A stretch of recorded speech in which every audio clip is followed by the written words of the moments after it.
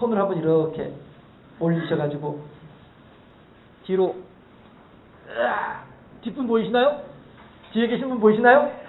안 보이세요? 큰일 났네. 보여야 되는데. 예. 우리 학교 다닐 때는 보였던 것 같아요. 그쵸? 예. 학교 다닐 때는 뒤로 이렇게 하면 애들 다 보이고 했던 것 같아요. 예. 아, 옛날이요. 사람들은 늘 이렇게 변합니다. 변하지 않으면 도리어 그것이 이상한 거죠. 예. 제가 정확하게 기억을 해요. 장가 가는 날. 예. 신부를 맞이하겠다고 몸과 마음을 깨끗하게 하기 위하여 제 평생의 처음이자 마지막으로 때밀이에게 제 몸을 맡겼었습니다. 네. 그때 57kg였거든요. 그런데 딱 1년 지나서 몸무게를 재보니까 65kg. 예. 해서 딱 1년 만에 8kg가 찌고요. 그 다음에 이제 조금씩 변화를 거듭해가지고 여기까지 왔습니다. 그럼 지금 몸무게 얼마 나갔냐고요? 국가 1급 비밀입니다. 예. 절대 이것이 알려지면은 이 국가 존망의 위기에 처해지기 때문에요. 예, 알려드릴 수 없고요. 예, 그냥 대략 이제 짐작만 하시면 되겠고요. 어느 분이 그런 말씀 하시더라고요. 아이고, 목사님, 우리 교회 올 때보다 지금 너무 좋아졌다. 그러시던데, 예, 어렸을 때에는 얼굴 좋아졌다라고 하는 말이 참 듣기 좋은 말이다라고 생각을 했었는데, 예, 요즘에 들어서는 예, 얼굴 좋아졌다라고 하는 말이 무조건 좋은 말은 아닐 수도 있겠구나 하는 생각을 해보게 됩니다. 네. 어쨌든 간에 중요한 것은 뭐냐 하면 사람은 이렇게 변하게 마련이란 말이에요. 다시 말씀드릴게요. 변하지 않으면 그건 이상한 거예요. 그렇죠? 예. 어저께 저녁에 아무리 맛있게 먹은 음식이라 할지라도요. 예. 그래서 이걸 너무나도 귀하고 비싼 음식이었었어요. 그래서 이것을 내가 내어놓고 싶지 않아요. 그냥 평생 동안 내 몸에 간직하고 싶어요. 이렇게 귀하고 비싼 음식을. 예. 가능한가요? 네. 제가 한번 누구랑 얘기를 하다가 얼마만큼 이제 그 귀한 음식을 먹어봤는가 이런 거 이제 어떻게 누구랑 얘기를 하다가 보니까 제가 그런 얘기를 했었어요. 여러분 혹시 회 잡수시면서 회 위에다가 금가루 뿌려놓은 회 잡수신 적 있어요? 저 그거 먹어봤어요. 예. 이야, 맛은 어떤지 기억 안 나요. 그냥 번쩍번쩍번쩍한 금가루만 기억나요. 네. 그렇다고 해서 그 금가루가 지금도 제 몸속에 남아있느냐? 이미 그 다음날 내지는 그 다음 날이면 벌써 다 없어지고 말았을 거예요. 아무리 귀한 것이라 할지라도 내 안에 가지고 싶어도 못 가지고 있는 거예요. 가지고 있으면 이상한 거죠. 예. 이렇게 사람은 늘 변하게 마련이다라고 하는 것입니다. 예. 57kg짜리가 65kg가 되고 65kg짜리가 7단위가 되고 막 이렇게 하면서 말이죠. 예. 이 변하게 마련이에요. 그런데 문제는 뭐냐 하면 변하긴 변하되 발전하느냐 아니면 퇴보하느냐 이게 문제이죠. 퇴보하게 되면 그것은 불행한 것이고요. 발전하게 되면 그건 기쁨이 되겠죠. 오늘 아침에 우리가 생각했던 사울 그리고 함께 보았던 다윗 그렇죠. 사울은 분명히 퇴보하는 사람이었었어요. 그러나 다윗은 분명히 발전하는 사람이었다고 하는 것이죠. 그러면 퇴보할 것인가 발전할 것인가에 대한 이것을 발전이라고 이야기하는가 이것을 퇴보라고 이야기하는가 이거에 대한 기준은 어디 있겠냐 하는 거예요. 기준은. 결국 기준은요. 우리들 각자에게 있다고 하는 것이죠. 그리고 이 상황 속에서 내가 나의 기준을 가지고 이 상황을 어떻게 받아들일 것인가. 이것이 이제 문제인데 중요한 것은 그러하였을 때에 이 상황을 내가 어떻게 받아들일 것인가에 대한 기준을 내가 하나님에게 맞추는가 나에게 맞추는가. 이 또한 나의 결단할 내용이다라고 하는 것입니다. 계속 로마서 5장에서 6장에서 계속 하는 이야기가 그 얘기예요. 예수 그리스도께서 너희들을 대신해 죽어주셨다. 그런데 예수님께서 죽으신 이유는 왜 죽으셨느냐 하면은 율법을 따라서 죽으셨다. 그러면 율법이라고 하는 것이 무엇이냐? 우리들에게 율법이라고 하는 것은 죄가 무엇인가를 알려주는 것이 율법이다. 해서 우리들이 율법을 따라서 내가 죄인인 것을 깨달아 알고 율법을 따라서는 내가 결코 의로워질 수 없는 존재인 것을 깨달아 알게 되었을 때에 그때 예수님께서 우리들을 대신해서 죽어주심으로 말미암아서 나 대신에 죽음으로 인하여서 내가 죽어야 되는데 나 대신에 예수님이 죽음으로써 이 대속에 대한 개념은 이제 수요일마다 출애굽기 이제 21장, 22장, 23장 넘어가면서 속죄의 제물에 대해서 이제 하면서 더 자세하게 이야기하게 될 겁니다. 예수님께서 나를 대신해 죽어주심으로 말미암아서 내가 구원받았다라고 하는 사실이 있죠. 그렇게 했을 때에 우리들은 이제 기준을 삼아야 되는 게 뭐냐면 예수님께서 나를 위해서 죽어주셨다고 하는 이 사실을 내 가치 기준이 된단 말이죠. 해서 내가 발전했다 혹은 내가 퇴보했다 그것을 무엇을 볼 수 있냐면은 하나님께서 예수님께서 나를 위해서 죽어주셨는데 예수님으로 말미암아 구원받은 나는 지금 어떠한 삶을 살고 있는가? 아침에 생각했던 것을 이어서 얘기를 하자면 하나님을 나의 아버지로 생각하고 있는가? 하나님을 나의 도깨비방망이로 생각하고 있는가? 이거에 따라서 내가 지금 현재 어느 위치에 있는지를 알 수가 있지 않겠냐 하는 것입니다. 연인 관계, 친구 관계는요, 내가 선택할 수 있지만 내가 부모가 되고 싶다고 해서 다 되는 것도 아니고요. 부모가 되기 싫다고 해서 안 되는 것도 아니더란 말씀이에요. 결국에는 부모 자녀의 관계라고 하는 것은 내가 원한다고 해서 되는 것이 아니라 하나님의 만세전부터 택정하신 관계, 예정하심에 의해서 부모 자식의 관계가 이루어진 것이다라고 하는 것이죠. 이런 것처럼 하나님께서 우리들에게도 하나님과 나와의 관계 또한 하나님께서 불가항력적으로 우리들을 붙잡아주고 계시는 거예요. 우리들을 딱 틀어주고 계신다는 말씀이 있죠. 그럼에도 불구하고 우리들은 우리가 할 수 있는 최선을 다해서 하나님을 외면하려고 하더란 말이죠. 하나님께서는 그렇게 강권적으로 우리들을 섭리하시고 우리들에게 인도하셔서 우리들을 하나님의 의와 생명의 길로 평강의 길로 우리를 인도하려고 하시는데 우리들은 억지로 애써 힘써서 노력해가지고 하나님이 아닌 내 길로 가고자 하는 이런 성향의 사람들이 있더라는 것입니다. 그러니까 오늘 본문에서도 하는 이야기가 우리들에게 어떻게 할 것인지 너희들 스스로가 선택하라 라고 하는 것이죠. 했을 때에 19절 말씀을 합독해 보실까요? 오늘 본문 19절입니다. 19절 말씀을 합독해 봅니다. 너희 육신이 연약함으로 내가 사람의 이해대로 말하노니 전에 너희가 너희 지체를 부정과 불법에 내주어 불법에 이른 것 같이 이제는 너희 지체를 의에게 종으로 내주어 거룩함에 이르라. 아멘. 네. 오늘 아침에 여러분들 주보 묵상 보셨는지 모르겠습니다만은 안회라고 하는 제자의 행동에 대해서 공자라고 하는 그 4대 성인 중에 한 사람이 공자이잖아요. 그런 사람임에도 불구하고 안회의 행동에 대해서 오해를 하는 실수를 범하더라라고 하는 것입니다. 네, 그렇습니다. 우리들은 누구나 다 잘못된 결정을 하는 실수를 하게 마련이다라고 하는 것이죠. 아담도 하나님으로부터 분명히 말씀을 들었음에도 불구하고 선악을 알게 한 나무 열매를 먹는 실수를 범하는 사람이 아담이다라고 하는 것이죠. 다윗도 어저께 우리 교인들하고 얘기를 하다가 다윗 이야기가 나왔었는데 다윗도 마찬가지로 하나님을 향해서 실수할 때가 있더라라고 하는 거예요. 우리아의 밧세바와 이렇게 부적절한 관계를 맺을 때, 그 다음에 요압 장군을 통해서 이스라엘 백성들의 그 인구 조사를 하라고 할 때, 이럴 때 다윗 또한 분명히 실수를 하는 거예요.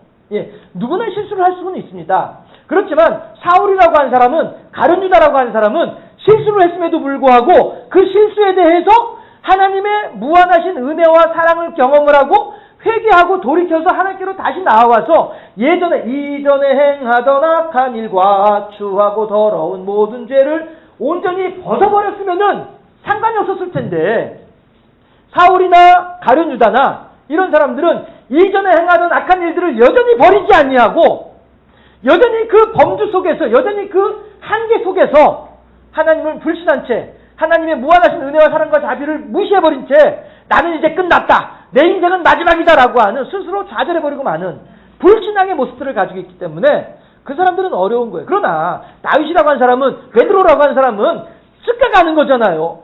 다구는 소리가 들릴 때에, 세 번째 다구는 소리가 들릴 때에 예수님의 말씀이 생각나면서 밖에 나가서 통곡하며 울 수밖에 없는 사람이 베드로였단 말씀이에요. 다윗은 내가 눈물로 침상을 띄우고 베개를 적시고 내 눈물로 침상을 띄우나이다 고백할 정도로, 시편 53편에서요. 그렇게 고백할 정도로 하나님을 향해서 철저하게 회개를 하는 사람이 다윗이란 말이에요. 누구나 실수는 할 수가 있습니다. 실수는 할 수 있지만 실수한 것을 어떻게 뒤처리하느냐에 따라서 사람의 양상은 달라지더라 하는 것이에요. 마찬가지로 우리들이 행했던 실수에 대해서 어떤 방향을 잡느냐에 따라서 우리가 발전하는가 퇴보하는가가 결정될 수 있다는 것이죠. 과거 우리가 온갖 죄로 인하여서 종로를 타던 때도 있었습니다. 하지만 그 일이 얼마나 어리석었는지, 그리고 그 여파가 얼마나 현재 나의 삶을 어렵게 만들고 있는지, 이런 것들에 대해서 깊이 생각을 하게 된다고 한다면, 그런 것들에 대해서 깨닫게 된 지금이라고 한다면, 이제 우리들은 더 이상 퇴보할 수는 없지 않겠느냐 하는 것입니다.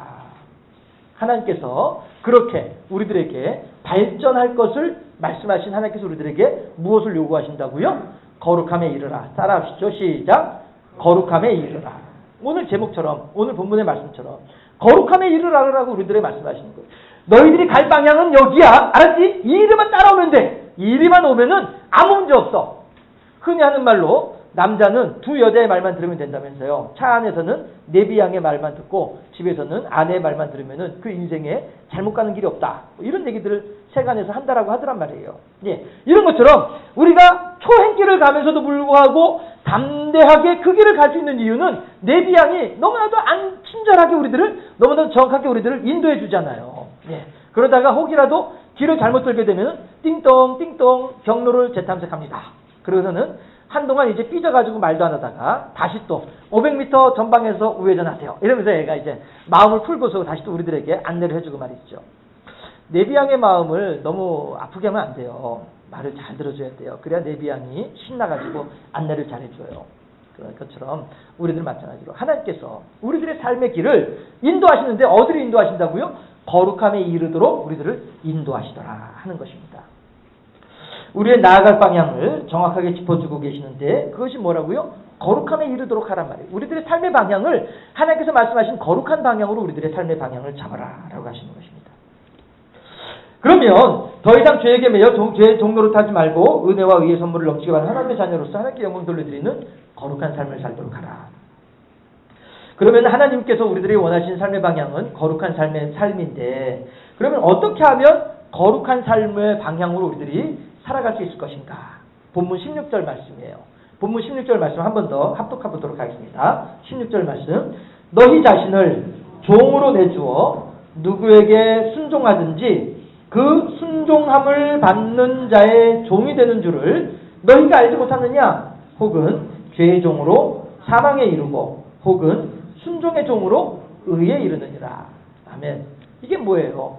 우리들 스스로가 결단함으로 말미암아서 죄의 종에 대해서 사망에 이를 수도 있고 의의 종이 되어져서 하나님의 영광에 이를 수도 있다는 것입니다.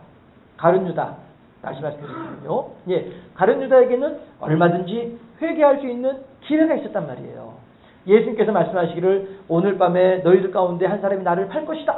누구십니까? 나와 함께 떡그릇에 손을 넣는 그가 나를 팔 자이다. 예, 하게 되면 뚝 하면서 같이 손을 넣다 보면은 이런 예수님께서 나를 가르쳐서 하신 말씀이네? 깨달아야죠. 우리나라 아이들 같았으면 동시에 그릇에다가 손을 넣었다 해서 찌찌뽕 하면서 서로 간에 이제 우스갯소리도 하고 뭐 이렇게 놀이라도 할 수 있겠죠. 네. 그렇게 하다못해 아이들 놀이 중에서도 똑같이 누가 행동하는 거에 대해서 이렇게 특별하게 바라보는데 분명히 예수님께서 말씀하셨단 말이에요. 나와 함께 떡그릇에 손을 넣는 그가 나를 팔 자이다. 라고 말씀하셨으면은 스스로 깨달아 알아야죠. 하나님께서 분명히 기회를 주심에도 불구하고 그 기회를 살릴 줄 모르는 사람이 누구예요? 가룟 유다였단 말씀이죠. 왜 그래요? 스스로를 죄에게 자기 몸을 들여서 죄의 종로를 사는 거예요. 자기 욕심을 따라서 살아가면서 말이죠. 그러나 하나님께서 우리들에게 분명히 갈 길을 밝히 보여주시는데 주님 앞을 향해서 빨리 달려나오도록 하라고 말씀하신다 하는 것입니다. 우리들은 누구나 종의 위치에 있습니다. 우리들은요, 이 세상을 살아가는 우리들은요, 누구나 종이에요. 기분 나쁘지만 어쩔 수 없어요. 우리들은 다 어딘가에 속해 있는 종이에요. 그런데 우리가 육신에 속해 있게 되면은 육신의 종이 되는 것이고, 영에 속해 있게 되면 영의 종이 되는 거예요. 우리들은 이 둘 가운데 회색지대는 없어요. 중간지대는 없어요. 둘 중에 하나예요. 예. 아유, 나는 교회도 안 가고 절에도 안 가. 난 아무 데도 안 가. 라고 말을 하시지만은 그분은 엄밀하게 말하면은 육에 속해 있는 분이란 말이에요. 예. 내가, 나 교회 다녀! 라고 함에도 불구하고 그 교회가 내게 도깨방망이로 교회가 역할을 하고 있다 한다면은 그 사람 여전히 육에 속해 있는 사람이란 말씀이죠. 내가 신앙생활을 몇 년 했는지 몰라. 했음에도 불구하고 하나님과 나와의 은밀한 관계, 구원의 확신이 없는 상태에서 교회만 왔다 갔다 한다는 사람이라면은 이런 사람은 아직까지도 영에 속해 있는 사람이라고 이야기할 수는 어렵지 않겠느냐라고 하는 것입니다. 해서 우리들은 누구나 다 육이 되어졌던 영이 되어졌던 우리가 선택함으로 말미암아 그 종이 된다라고 하는 사실을 우리가 잘 알아야 될 것이고요. 그렇게 했을 때에 자 19절에서 우리들에게 갈 길을 밝히 보여주셨습니다. 그리고 16절에서 우리가 그러했을 때에 어느 쪽으로 방향을 선택해야 될 것인지 그 목적지에 도달하기 위해서는 어떻게 해야 되는지를 우리들에게 알려주셨습니다. 그러면 15절 말씀 또 한 번 더 함께 보도록 하실까요? 15절 말씀입니다. 그런즉 어찌하리요? 우리가 법 아래 있지 아니하고 은혜 아래 있으니 죄를 지으려 그럴 수 없느니라. 아멘. 이게 무슨 얘기예요? 하나님께서는요 우리들에게 이 길로 갈래 저 길로 갈래 네가 선택을 해라. 그렇지만 내가 보기에는 네가 이 길로 가는 것보다는 저 길로 가는 게 더 좋을 것 같아. 이것에 대해서 이미 우리들에게 충분히 보여주셨다는 거죠. 가룟 유다로 하여금 얘야 너는 그 악한 행동에서 악한 길에서 벗어나서 나와 더불어서 함께 이 길로 가자. 분명히 보여주셨단 말씀이에요. 오늘도 마찬가지로 우리들에게 하나님께서 우리들에게 주시는 계명이라고 하는 것은 신명기에서 그런 얘기 나오잖아요. 우리들에게 주신 계명이라고 하는 것은 우리가 결코 감당하기 어려운 것이 아니라는 거예요. 도리어 우리들의 입에 우리들의 생활에 너무나도 가까워서 우리들이 얼마든지 감당할 수 있는 일들이 하나님께서 우리들에게 주신 계명이란 말씀이죠. 그런데 어떤 사람들이 그 계명을 지키기를 힘들어하고 어려워합니까? 하나님에 대해서 알지 못하는 사람들이 계명에 대해서 힘들어하고 어려워한단 말이죠. 그러나 적어도 이 자리에 계신 여러분들은요, 누군가가 아유 그러지 말고 이번 주일날 나랑 같이 놀러가 라고 했을 때에 그래 알았어 놀러가 라고 이렇게 따라가려고 하는 이런 사람들은 이 자리에 계신 분들 가운데는 없단 말이죠. 왜? 하나님을 향해서 예배드리는 것이 얼마나 소중한지에 대해서 알고 있는 사람들이기 때문에 하나님과의 관계가 얼마나 귀한 것인지에 대해서 알고 있는 사람들이기 때문에 그렇다고 하는 것입니다. 우리들이 지금까지 살아오던 가운데에 생활하던 삶의 현장 속에서 어떠한 일들이 있었고 어떠한 상황 가운데 있었던가에 대해서 알기 때문에 이제 우리들은 더 이상 이전에 행하던 그런 일들을 행하지 않는다 말이죠. 그리고 이제 우리들은 그런 일들을 결정하는 일이 너무나도 쉬운 일이다라는.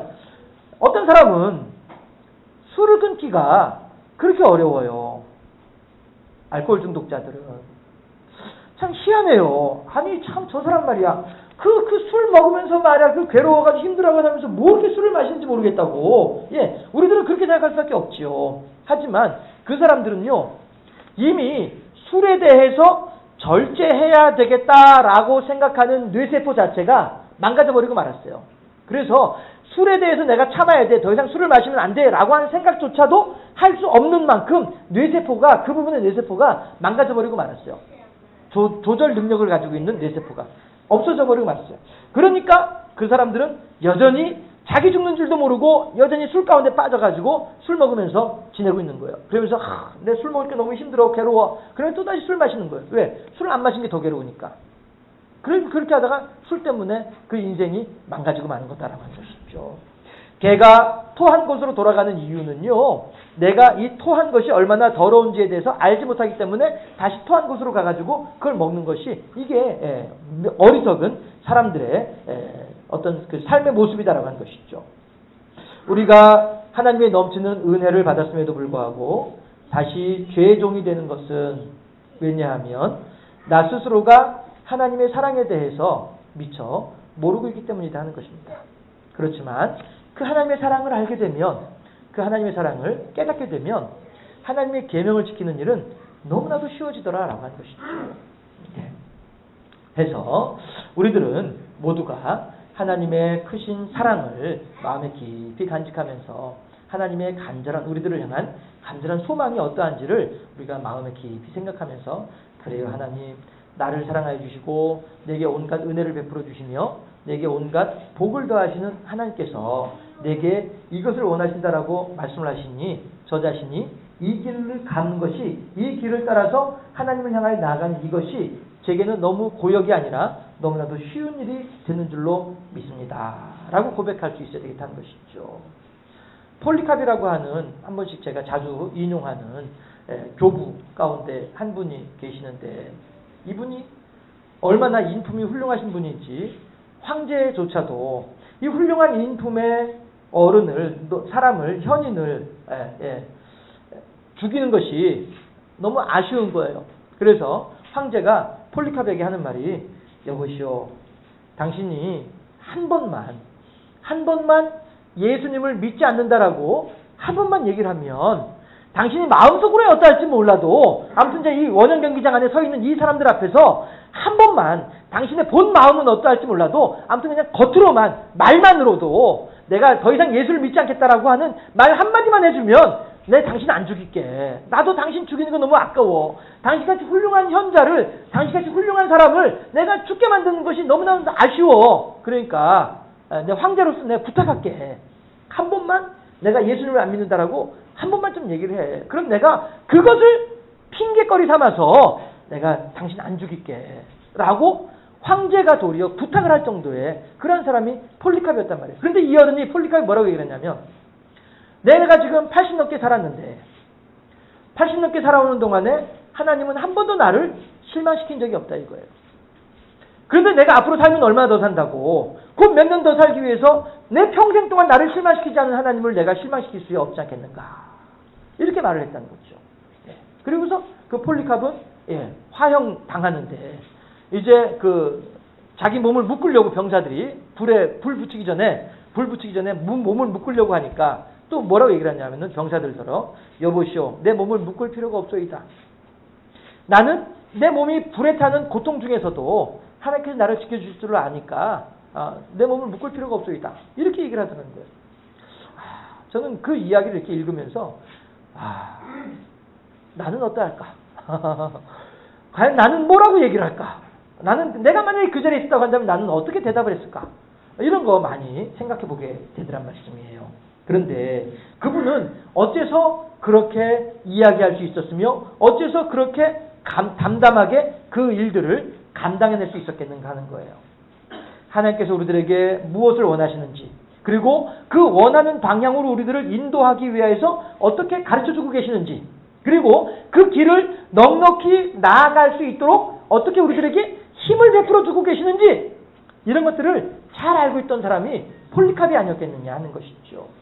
물론 폴리카프는 아니라도 우리들의 주변에 있는 신앙의 선배들 가운데에는 그러한 훌륭하고 아름답고 따름직한 신앙의 선배들이 얼마나 많이 있습니까?